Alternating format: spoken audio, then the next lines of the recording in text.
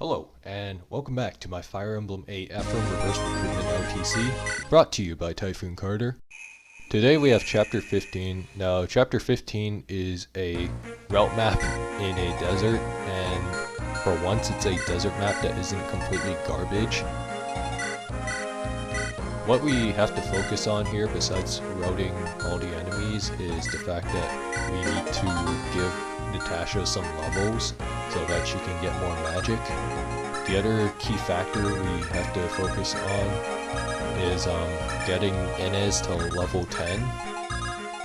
And overall, it's a somewhat annoying map to route out in low turn counts, particularly because of the rangers. And one major inconvenience is that when myrm returns, the two members she comes with, Franz and Ephraim, they don't have any 1 to 2 range weapons to work with, and that's just really annoying for routing this map. Now, had I had the hindsight to just say give myrm 1 javelin, then I could have traded it off to Franz and just have him try and take out most of the enemies in Caellach's group. Now, in Ephraim route, this map has some enemy types that are changed, and the enemy layout is a little bit different from America routes. Besides the fact that your party starts in the bottom left corner of the map instead of, say, basically the middle of the map. And while I showed that 2-turning this map on Erica route is doable, the thing with Ephraim route is that it's a lot harder to pull off, and I'm not even sure if it can fully be pulled off, but depending on your standards for reliability, it might be possible, but I wouldn't fully. It's kind of you need a lot to you really have to plan ahead. And that was something I didn't really do for this chapter, at least the part with bringing a javelin to Franz and then killing him, because that would have helped a lot. Now, Franz is a pretty solid pre-promoted paladin, but the downside is that he doesn't even double the myrmidon in this chapter, which kinda sucks. Now, this upcoming enemy phase, it's not too bad for the most part, although Franz later on has to land some 70s, but we'll talk about that when we get there. So these enemies, especially the promoted enemies, are pretty bulky and are hard to take out in one round without some crits or a pierce proc, which is really inconvenient. Now, in the desert map here, there are also some items that we want to get.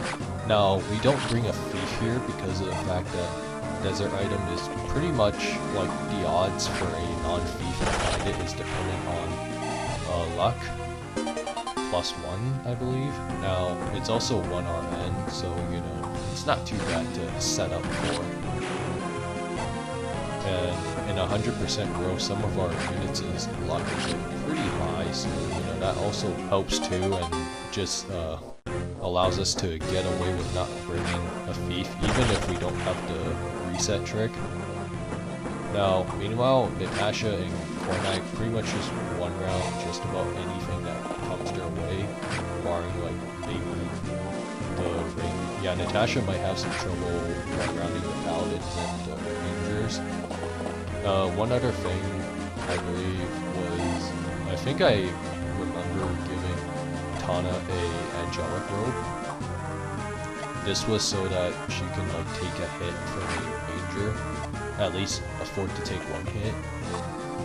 And we just watched Tethys get ganged up here, but it's no big deal because all the filler units that we brought in on board are pretty much going to take out the enemies within Tethys' vicinity.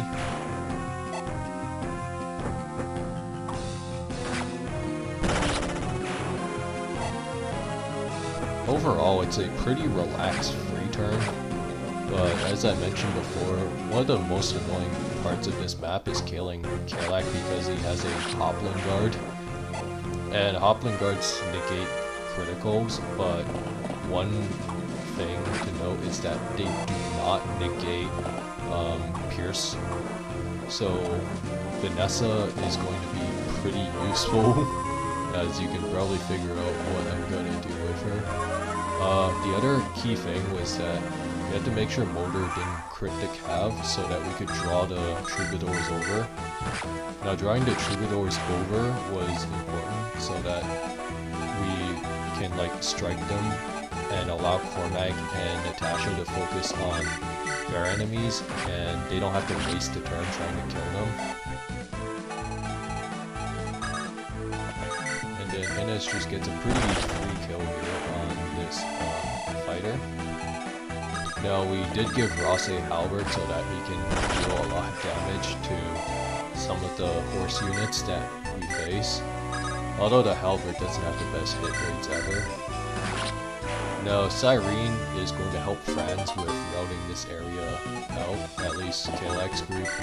And then we give Franz a Javelin, and we have Syrene herself equip a Javelin.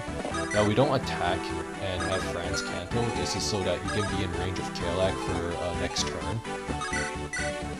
And then Cormag here can kind of just do whatever, so we just have him get rid of the annoying Ranger, because Rangers are probably one of the most annoying enemy types in Sacred Stones.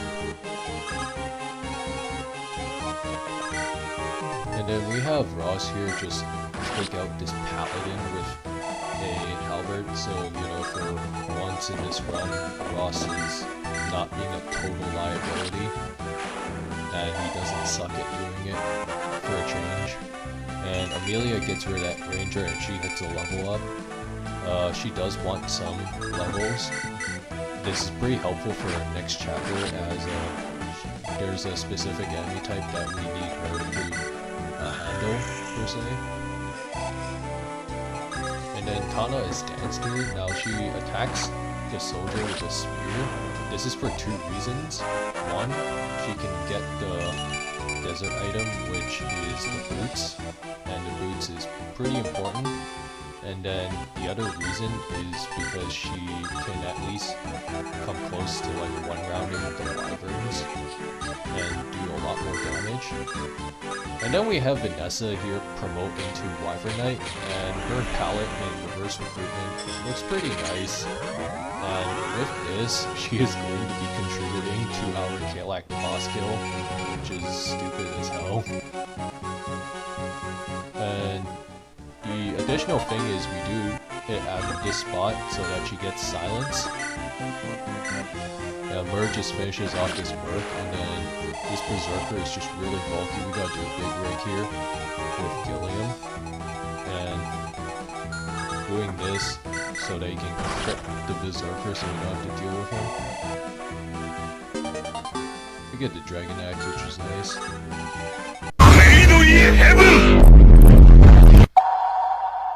We had to do a big rig there with Sally because this enemy phase got a whole lot coming up, and Sally is just focused on reaching warp.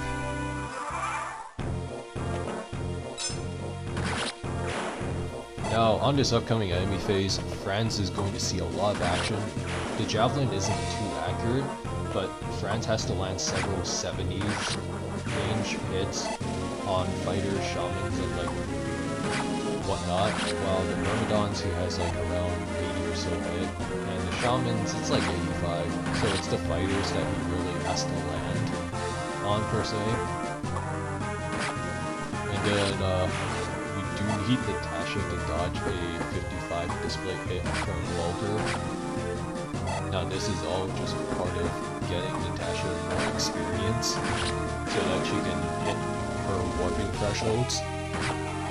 And then Tethys just survives with 1 HP, like an absolute mad lass.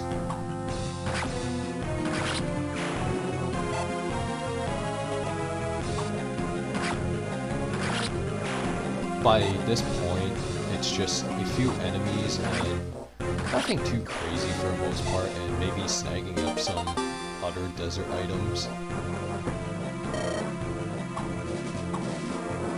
Now, unfortunately, Natasha missed there, but that will be fine. Mainly because getting this break off was annoying because of a lot of things going wrong. Now, Franz attacks Caellach here, and Franz landing both hits, and he gets the warp staff, which would be super helpful for the rest of the game. And Syrene here has to at least get Caellach down to 20 HP minimum, but we get him down to 8.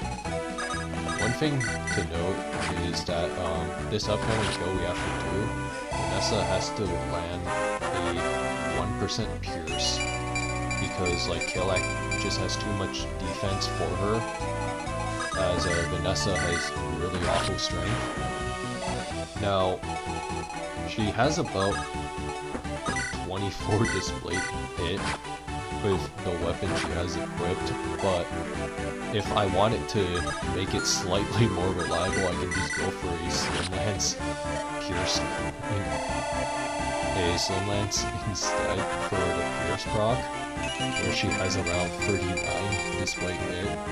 If like we connected enough hits on Caellach, which in this video I do.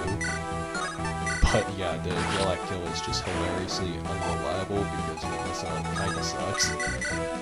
And at this point of the map, we're pretty much just finishing up and whatnot. Just pretty much cleaning up the mess per se. Now, what we do here with Myrm is we have her get the silver card. This is just like being extra, but it's fine. And then we have Sally, who's going to build up staff rank.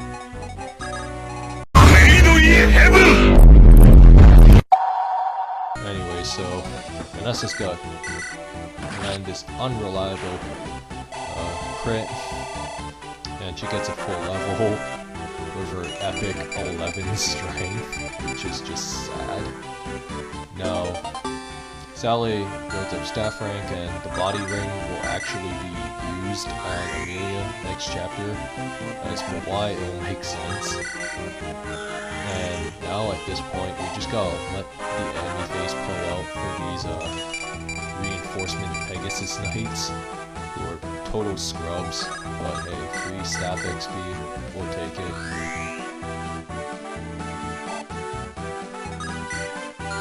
With that, that is chapter 15 cleared in 3 turns, as we watch Moulder absolutely massacre these Pegasus Knights.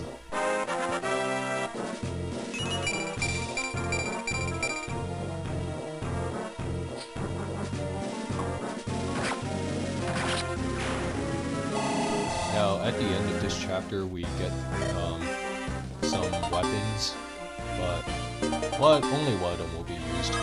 I'll see you guys next time for chapter 16.